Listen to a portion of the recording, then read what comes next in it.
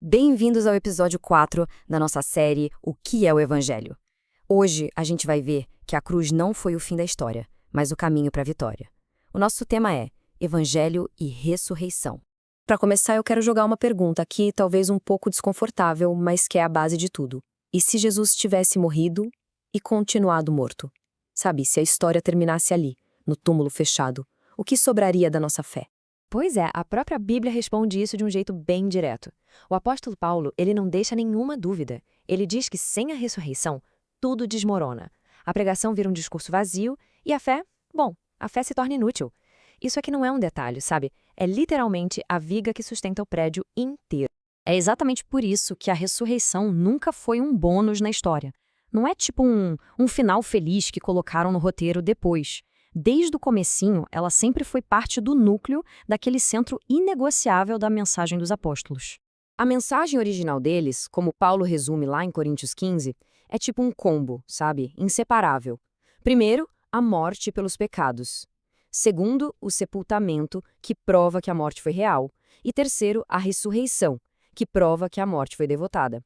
Tenta tirar uma peça e o resto todo desmorona, perde o sentido. Ok, mas a ressurreição vai além de ser só um fato histórico. Ela foi, na verdade, a declaração pública e poderosa de Deus para o mundo inteiro ouvir. Foi o veredito final dele sobre quem era Jesus e sobre o que ele fez na cruz. Pensa assim, a ressurreição é a grande confirmação de Deus. É como se o próprio Deus batesse no peito e dissesse, esse é o meu filho. Tudo o que ele falou é verdade, e tudo o que ele fez na cruz foi totalmente aceito por mim. Não existe prova de identidade mais poderosa do que essa. Então, o ponto central é esse, olha só. O túmulo vazio tira Jesus da categoria de um mártir com uma história triste e o coloca no trono como um rei vitorioso.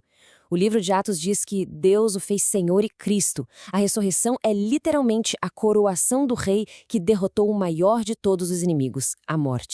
Tá, legal. Jesus é rei. Mas e a gente com isso? Como é que essa vitória lá do passado vira uma garantia pra gente, hoje? É aqui que o Evangelho sai da história e entra na nossa vida.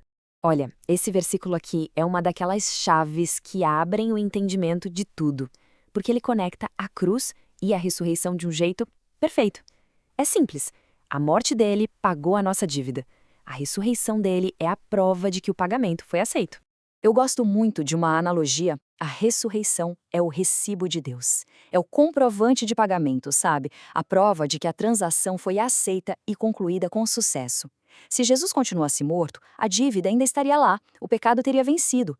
Mas como ele vive, a gente tem a garantia, a certeza da nossa justificação. E o mais incrível é que essa garantia não é só para quando a gente morrer.